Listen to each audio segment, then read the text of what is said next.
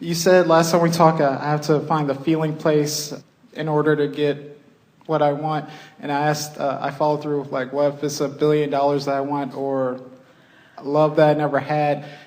Do I have to find that specific vibration? What if it's something I've never had? You see what happens? That's why we want you to get more general. Why would you want $1 billion? Because I would feel good in the having of it. I figured I'd just cut right into what you're about to say. That's what you were going to say. So what does that feel like? What does that mean? How would you feel to have unlimited resources? Really good. Define it in more emotional terms. Freedom. Free. So Right. stay there with the feeling of freedom. What do you mean free? What does free feel like? To do whatever I want, whenever. We've elicited from you some specifics that introduce resistance, because freedom from stuff I don't want to do. So go back to the feeling of freedom and describe it in emotional terms that feel only positive. Ability. More able to do what I want. We're not feeling it. Okay. Good. Really good. I don't. Just good because I have money.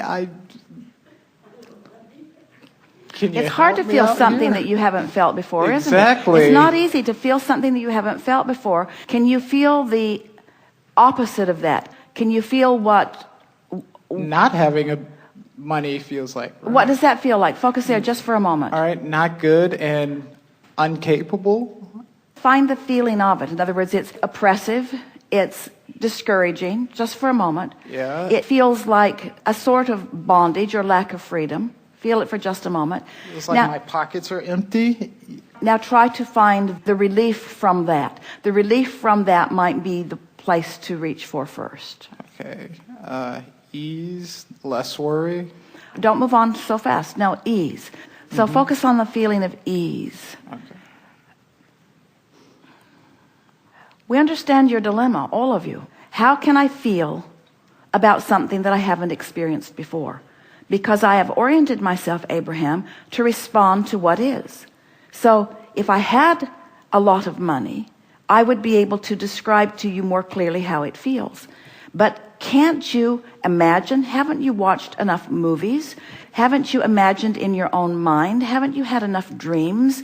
Can't you sort of kind of feel what it would feel like if you didn't have money pressure, or if you had opportunity to pretty much do what you want?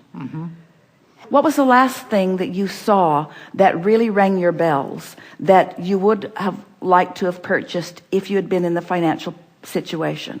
What was the last thing you saw that made you feel excitement when you saw it? A really nice BMW. All right, so focus upon that just for a moment. Okay. Focus upon that for a moment and feel what it feels like to open the door of your own. Not the one at the dealership, to open the door of your own. It's in your parking place. Open the door of your own. Open the door of your own. Open the door, knowing that it's yours, and slip into it and smell it. And feel it just a little bit. Feel it. Feel it. Now, why does it feel good? What feels good about it? The leather seats. What else feels good about it? I did so good. I've got this. I attracted this to me. This represents my abundance. I so love the reflection of my abundance. It feels really good. Does it feel secure? Yes. Did it feel easy? To get the feeling? It should have felt easy. It felt easy to just slip right into that. Did it feel easy to slip into that? Yes. Was easy to slip into that? Yes. How does a car like that handle on the road? Easy. And when you find a road that has a lot of good turns, tight turns, that car just sits right down on the road. You can hardly go fast enough to make it want to leave the road. It has such good suspension. It is so well engineered. It makes me feel thrilled that someone can build a machine with this kind of attention to detail. Every time I get in it, it starts right up. Every time I get in it, it's ready to go. Every time I get in it, I feel good when I go. I love the feeling of my BMW. I love the feeling of it. some say, Abraham, how silly is that? It's not silly to engender an emotion about something. So in this case, hard to find the feeling until you focus on it a little more specifically. We ask you a very specific question which led you in a very specific direction. We said, what was the last thing that when you thought about, you felt excitement about it? Because there are a lot of things when you think about money that it doesn't bring a feeling of excitement. It brings a feeling of responsibility or a feeling of bondage or a feeling of absence of what you want. But that was something that it was pure. When you thought about it, you felt just a little bit of well-being about it. You felt enough excitement about it that we could pick up on the vibration and fill in your grid with some details that now have left you in a different vibrational point of attraction. That's the work.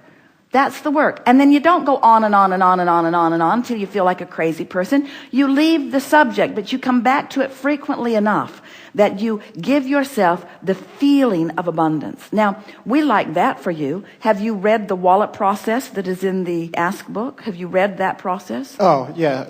This was far better. You know what the wallet process is? Have Find $100 somehow, put it in your pocket, and notice how many things you could buy with $100 that day. Well, this was way more fun. A BMW is way more fun than spending $100.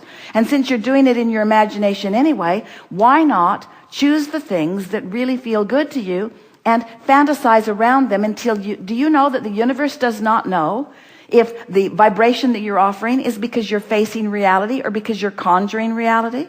I do the exact same thing like that with money. Money has appeared. I do the exact same thing with relationships. Nothing's happened. So I think I've been doing it for a while now. When we know the basic law, and we know that when you find the vibration that the grid will fill in. The only explanation that we have for that is that you might be doing it and then you're noticing the absence, and then you might be doing it and you're noticing the absence. So you got a grid of what you want and a grid of the absence and a grid of what you want and the grid of the absence. And what you're living is always a reflection of the dominant grid you've got going on relative to anything. So our response to you is just do it more and feel better when you do it, and do it more and feel better when you do it, and do it more and feel better when you do it, and stop talking about what's not working.